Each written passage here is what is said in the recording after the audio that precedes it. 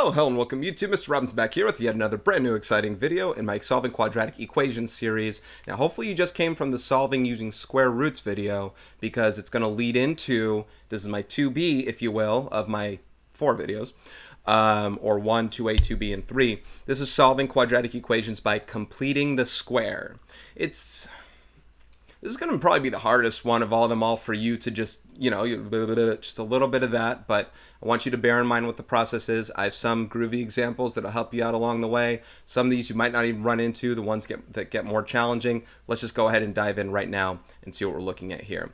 So, okay, let's say you have a quadratic polynomial that says x squared plus bx plus c here. Now notice I don't have an a here, so we're assuming this is a 1. When I'm telling you right now, when you complete the square, you have to make sure this is a 1. Do everything in your power to make sure that it's a 1. Okay? There's that. Now, if this quadratic polynomial is what's called a perfect square trinomial, and I did those when I did the special cases on distributive property and on factoring in my quadratic expression stuff videos. Actually, I didn't make video things for those, but I do have some special case ones for those. I'm going to explain on perfect square trinomials for you, don't worry.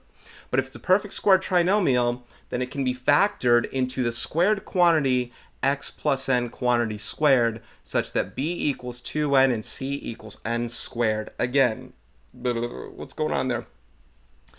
A perfect square trinomial means that you can take something and factor it into, not just factoring it into like this and this, because we've seen a lot of those, not just something and something else, it means something and itself. So we're factoring into something times itself. That's what makes it what's called a perfect square trinomial. Trinomial meaning 3 terms right here, but a perfect square meaning you could factor it into this biz right here, into x plus n quantity squared.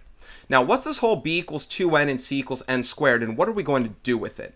Well, let's go ahead and take a look at this x plus n quantity squared right now.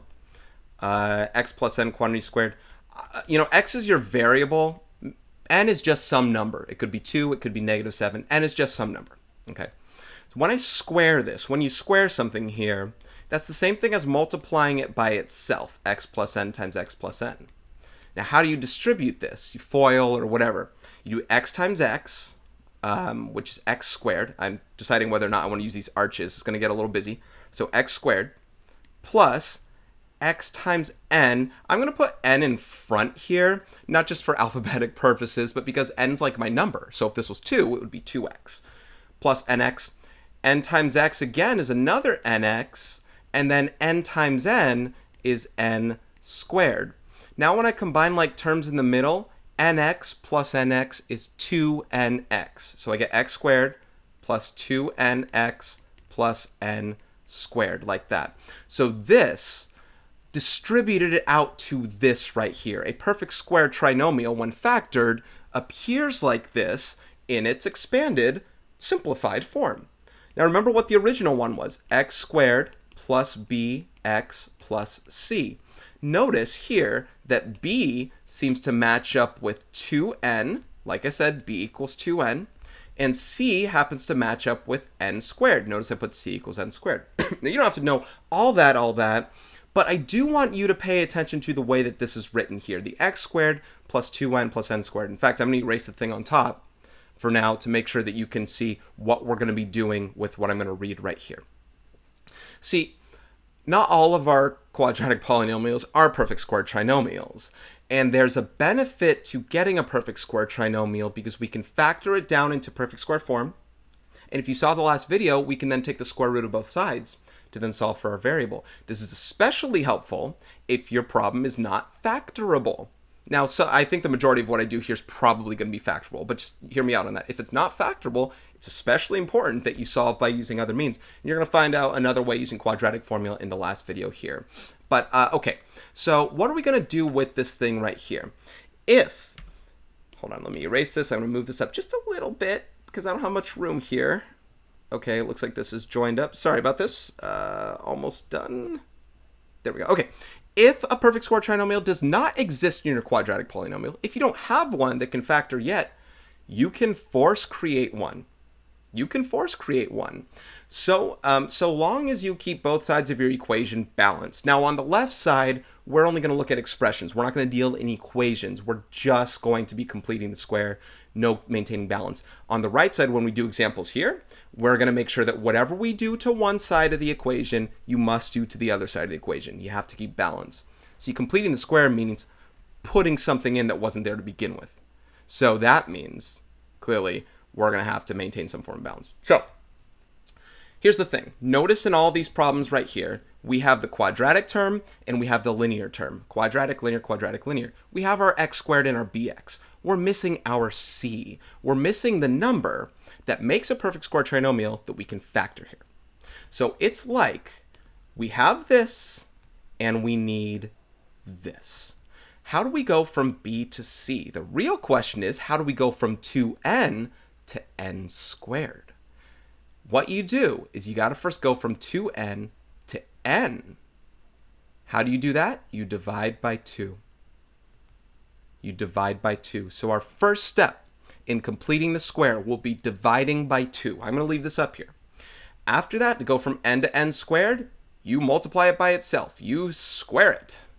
You square your term. You get n squared. And anytime you square a number, it becomes positive. So all these, notice these already say plus. I accidentally italicized these pluses, but they already say plus. We already know this is going to be a plus number right here. And then we're going to factor them. We're going to play with what it means to factor them. It's going to be very fast if you go by this process. I'll show you why. Okay, so let's start with the examples here. Let's complete the square on these three, and let's factor them down into their factored squared form. So w squared plus 6w plus, what's the number here that completes the square that gives me a perfect square trinomial? I'm going to take this 6. I'm going to take the 6 and I'm going to divide it by 2, and I get 3. Remember this number 3. And then I'm going to take the 3 and I'm going to square it. Square the 3. 3 squared is 3 times 3. That is 9. There, I've completed the square. I've created a perfect square trinomial. Now, what does it factor down to? Well, you might ask yourself, what two numbers multiply to make 9 and add to make 6? You go like, because that's how you factor, right? You go like, oh, 3 and 3. So it's w plus 3 times w plus 3. But remember, if it's the same thing twice, that means you can just write it once inside a quantity and square it like that. I don't have to write it like this. And furthermore, you actually don't have to ask yourself this question, what two numbers multiply to make this and add to make this? N is the value that exists inside your factored form right here. Notice this is n, and this is n when you divide by 2. So whatever you divide by 2 with is the number that goes inside here. Now, if it's negative, make sure that you're subtracting, but this number goes inside there. It's perfect. Boom, just like that. You don't have to think about it. We've completed the square, and we've written it in factored form. Okay, let's go to the next problem now. We have y squared minus 24y plus blank. Negative 24, I'm going to divide that by 2, and I get negative 12. Negative 12 squared is positive 144. That's the number that goes here. Remember, it's positive here. Now, when I factor what two numbers multiply to make positive 144 and add to make negative 24, it's negative 12 and negative 12. It's this number here. So when I factor this, this becomes y minus 12 quantity squared. Again, this negative 12 is the number that goes into the factored set. I know it sounds a little confusing, but if I do more problems, you're going to hear the whole divided by 2 square it, the factors down to this value here, and I just chose the letter n here. It doesn't matter what variable there. Excuse me, it's more of a constant. Okay, now notice in the last two problems, these numbers were even. It was very nice that they were even because I had to divide by 2. When you get an odd number, it's not as fun to do this kind of stuff because dividing by 2 means fraction. What is 5 divided by 2? And I know you might want to think decimal, and you can. I'm going to keep it as a fraction. 5 divided by 2 is 5 over 2. Don't overthink it. It's 5 over 2. Now, how do you square 5 over 2? When you square a fraction, you square the top and you square the bottom. So I'm going to get 25 over 4. That's the number that goes here that completes the square, 25 over 4. Now, one more time. What two numbers multiply to make 25 over 4 and add to make 5? Don't overthink it, guys. It's the 5 over 2. 5 over 2 times 5 over 2 equals this. 5 over 2 plus 5 over 2 equals that. So this can be z plus 5 over 2 quantity squared, and that's it. All right, so with those problems, we did complete the square. We effectively completed the square. Now we're going to solve these equations by completing the square. and then doing the solving using square root stuff. And I want to get through these rather quickly because I've already hit the 10-minute mark right now. Okay, so in order to complete the square, you have to keep in mind that we got to find a c value in a quadratic polynomial to make it a perfect square trinomial. That means that unlike the solving by factoring problems where I want to set everything equal to 0, here I want to get any constant that I have and make sure it's on the right side of the equation. In fact, mine's already on that side, but I'm going to give myself a little more space here because remember, we got to find a number that's going to complete the square. And anything I add to this side, guys, I got to add to this side. That's what I'm putting right here. Whatever you add to one side, you must add to the other side. It's balance. Just like when we say, hey, subtract 2 from both sides. Whatever I add, I'm going to be adding the same thing from both sides here, guys. All right. So what number do I add here to make perfect square trinomial? I look at this 8, the linear term, 8h. Divide 8 by 2, that's 4. 4 squared is 16. That's completing the square. Divide by 2 and square it. I added a 16 to the side. To keep balance, I must add a 16 to the side. Okay, what do we do from here? Well, 20 plus 16 is 36. That part's easy. I'm going to factor this down. I'm going to factor this into a perfect square. It is a perfect square trinomial. I'm going to factor into its squared quantity. What's the number here? 4h plus 4 quantity squared. Hey, look, 4 is an upside down h. H plus 4 quantity squared equals 36. That is my second step. And I'm going to go ahead and move it over here because I need some room to solve the rest of the way. H plus 4 squared equals 36. Now this looks a little bit like the solving using square roots problems that we just did in the last video. So here's what I'm going to do. I'm going to take the square root of both sides. And I'll get h plus 4 equals, square root of 36 is 6, but remember this is going to be plus or minus 6, a positive or negative. Always plus or minus when you're taking the square root involving a variable. Subtract 4 from both sides. I'm going to get h equals negative 4 plus or minus 6. And to save room, let's just kind of do this in one step. Negative 4 plus 6 is one of your answers. That's 2. Negative 4 minus 6 is your other answer. That's negative 10. So several steps to solve using completing the square, but we did get to it. Those are our 2 answers. And with these integer answers, that means we could have solved by factoring if you subtracted the 20 over. But if they're asking you to solve by completing the square, make sure you practice your steps. Okay, the next problem here. I have g squared plus 20g plus 28 equals 0. Look, unless 28 is the number that gives you a perfect square trinomial, which it's not, then that means it's in the way.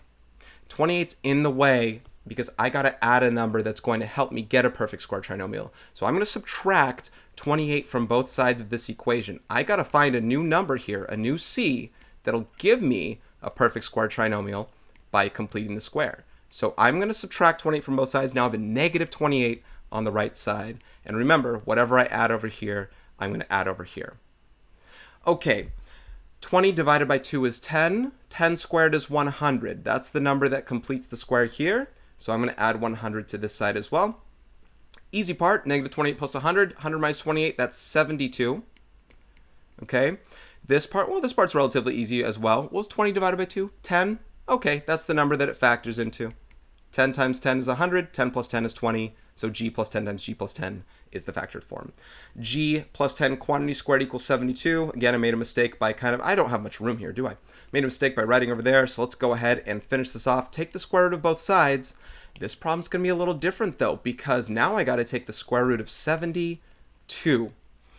And, you know, 72 is not a perfect square. Yeah, this is g plus 10 on this side, and this is plus or minus, yeah, but this is the square root of 72. I can't do much with it right now. You know, there's something called simplifying radicals, and I'm going to save it for here because we're not doing simplifying radicals here. There's a way to turn this into, if you know what simplifying radicals is, I can reduce this to what's called 6 root 2. But what we're going to do instead is we're going to round our answers. We're going to approximate and actually need a calculator to help me out with this one. And you're going to need a calculator as well. But as an exact answer, unsimplified, if I subtract 10 from both sides, I would get g equals negative 10 plus or minus the square root of 72 like that. Now that means 2 different answers there if I'm going to use a calculator. I gotta do g equals negative 10 plus the square root of 72. And I'm going to round to the nearest hundredth, 2 decimal places. Or g equals negative 10 minus the square root of 72.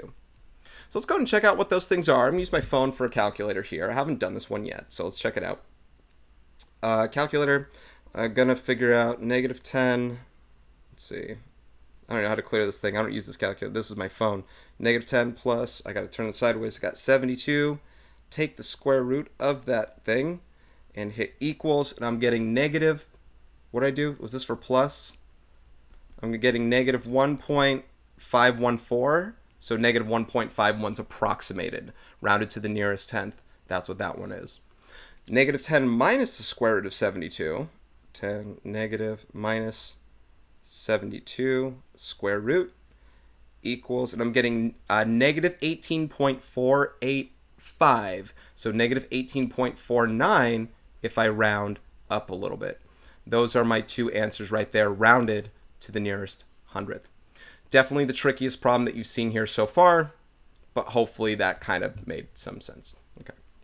All right, that's it because, again, running 16 minutes in.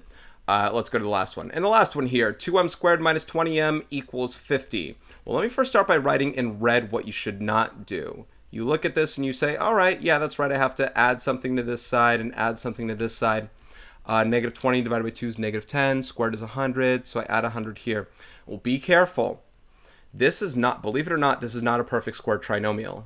This 2 makes it so that it's not. Yeah, if this were an m squared, sure, that's fine. M squared, just like that. But 2m squared, it's not something, it doesn't factor into something quantity squared. Not to 2 quantity squared, nothing like that. So, there's a problem here. Remember, we need to make sure that it's 1x squared.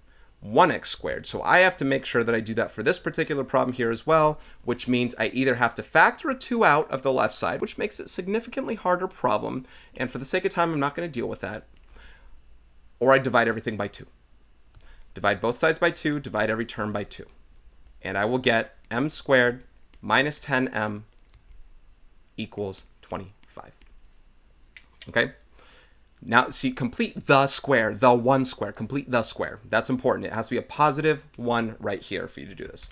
All right, so let's complete the square here. Negative 10 divided by 2 is negative 5. Squared is 25. There we go.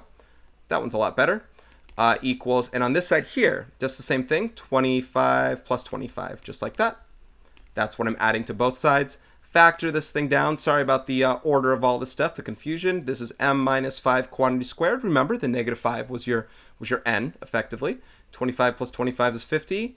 The only problem here, once again, is 50 is not a perfect square. Very close to 7, right? Very, very close to 7, because square root of 49 is 7. So m minus 5 equals plus or minus the square root of 50. Again, don't forget that. Square root of 50, if you know how to simplify radicals, that reduces to 5 root 2. And m equals 5 plus or minus the square root of 50. So I got to do 5 plus the square root of 50, 5 minus the square root of 50. It's going to be close to 12 and negative 2, because the square root of 50 is close to 7. So 5 plus 50 square root. I'm getting, oh, what did I type? I must have done something wrong here. I must not cleared my last answer. 5 plus 50 square root equals, here we go, 12.07. And then 5 minus 50 square root equals negative 2.07. There's 0.071, so that's what it rounds to. All right, so those are some irrational solutions. Irrational solutions, guys, means that it's non-factorable. So you can't solve those by factoring. You got to solve by completing the square, or, perfect segue, going into my next video's quadratic formula. I know this is the longest video of them all, guys. I'm sorry about that, but there's no other way to teach it other than teaching it, if you know what I mean. But that ought to do it for this one, guys. One last video, solving with the quadratic formula. It's an interesting thing. It's a little complex to look at to start with, but it's just substituting numbers and you solve from there. Completing the square is a lot more process. The other one's this thing, but it involves memorizing it if you don't know it. All right, so that'll do it for this one, guys.